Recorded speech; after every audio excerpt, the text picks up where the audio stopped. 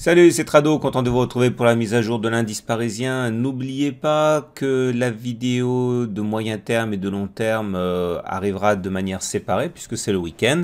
Ça sera probablement en ligne d'ici 24 heures. Alors voilà où on en est pour les données journalières. On savait que la zone de support ici en gris avait déjà fait son effet positif le 2 août, jeudi, puisqu'on avait bien rebondi. La séance de vendredi a témoigné également de la solidité de ce support, puisque encore une fois au plus bas on est venu justement tester cette zone de support avant de repartir vers le haut, donc c'est très bien. À remarquer également que le rebond qui s'en est suivi a permis de grignoter le gap qui a été ouvert entre les plus bas du 1er août et les plus hauts du 2 août. Clairement, il y avait un gap qui était ici, maintenant il est réduit. Et il était très important de le combler, et il est très important de le combler, parce que si on le comble, il s'agira d'un gap commun, alors que si on ne le comble pas, il s'agit potentiellement d'un gap de rupture. Et les gaps de rupture, annoncent, comme leur nom l'indique, un changement de tendance. Regardez, il y en a eu un ici, de gap de rupture. Vous voyez l'effet qu'il y a eu derrière. Donc, il y a bien eu cette tentative de comblement du gap, mais qui n'a pas fonctionné. On l'a comblé que partiellement, mais pas complètement. On est toujours dans un canal bleu pour l'instant, ascendant, donc pas de frayeur à avoir, mais il est vrai que on est reparti pour une partie de ping-pong a priori entre le support gris et la résistance rose, avec en juge de paix intermédiaire et la zone de gap qu'il faudra absolument combler pour ne pas ouvrir des perspectives néfastes.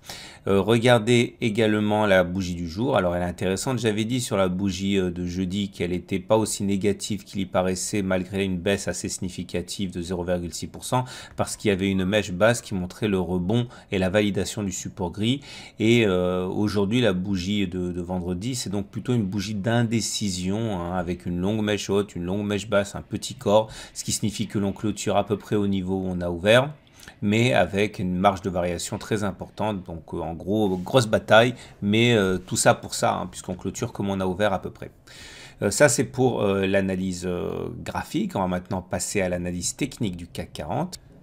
L'analyse technique du CAC 40 montre qu'on est toujours en tendance haussière au regard de la moyenne mobile à 20 séances, puisqu'on est au-dessus d'une moyenne mobile à 20 séances qui monte. Néanmoins, et malheureusement, j'ai envie de dire qu'un contact avec cette M20 me semble très probable. D'ailleurs, c'est mon scénario privilégié. Je vous rappelle qu'après que l'on soit sorti de la bande de Bollinger supérieure et que l'on l'ait eu réintégré, statistiquement, on va chercher la M7. Et si on casse la M7, on va chercher la M20.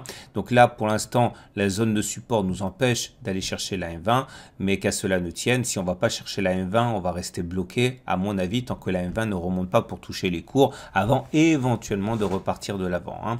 Donc pour l'instant, je donne toujours pour mission au CAC 40 d'aller toucher la M20, ce qui ne remettrait pas en cause la tendance haussière au regard de cet indicateur, d'autant que les Bollinger dessinent des parallèles haussières comme ça, ce qui est également le signe qu'on est en tendance haussière au regard de ces indicateurs-là.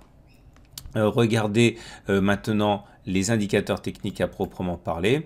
Pour changer un petit peu, je vous ai mis le CCI parce que j'aime beaucoup le CCI. J'en parle pas beaucoup parce qu'il n'est pas très branchouille. Le MACD 0 que j'aime beaucoup aussi l'est davantage, mais le CCI a donné un signal baissier hier, donc j'en parle en sortant de sa zone de surachat.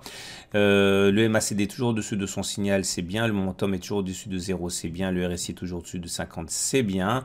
Néanmoins, on a déjà signalé à plusieurs reprises que les courbes descendent, ça veut dire que la dynamique haussière s'affaiblit, et on a également nos divergences baissières, notamment sur le momentum ici qui ne fait pas de plus haut, alors que sur le même laps de temps les courbes font des plus hauts.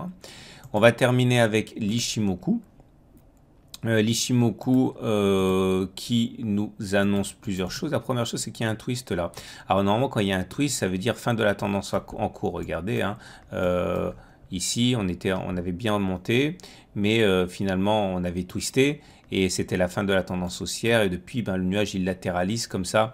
Donc j'ai envie de dire que le twist du nuage ce coup-ci n'apporte pas grand chose, parce que c'est la fin, théoriquement la fin de la tendance précédente, mais qui était déjà neutre. Donc on est toujours en tendance neutre. De toute manière, le plus important c'est de regarder l'orientation du nuage. Vous voyez bien que cette orientation du nuage est en dérive latérale, donc il n'y a pas de tendance. À noter également que les cours sont bien au-dessus du nuage, mais que la Lagging Span elle n'est pas au-dessus du nuage, donc elle ne confirme pas la sortie. sortie et qu'il faudrait s'attendre à une petite impulsion haussière si on arrivait à voir la lagging span enfin franchir la résistance marron, ce qu'elle a échoué à faire la dernière fois il y a 3 séances. Peut-être que on verra ça, mais pour l'instant ce n'est que de l'analyse technique fiction, hein. On verra le jour où la lagging span franchira la résistance oblique marron, ce qui n'est pas encore le cas pour l'instant. Donc voilà, pas grand chose au niveau de l'Ishimoku, c'est en tendance neutre. C'est une évidence. Voilà, il ne reste plus qu'à regarder les données horaires pour les traders. Et ces données horaires, eh bien, nous donnent la matrice suivante que je suivrai à titre personnel. Voilà, ben, au-dessus de 5467, c'est pour moi 5491. Tant que 5460 tient, ça va. Si on casse les 5460, pour moi, c'est 5453. La zone rouge sera plus difficile que les autres à passer. La zone verte sera plus difficile que les autres à casser à la baisse.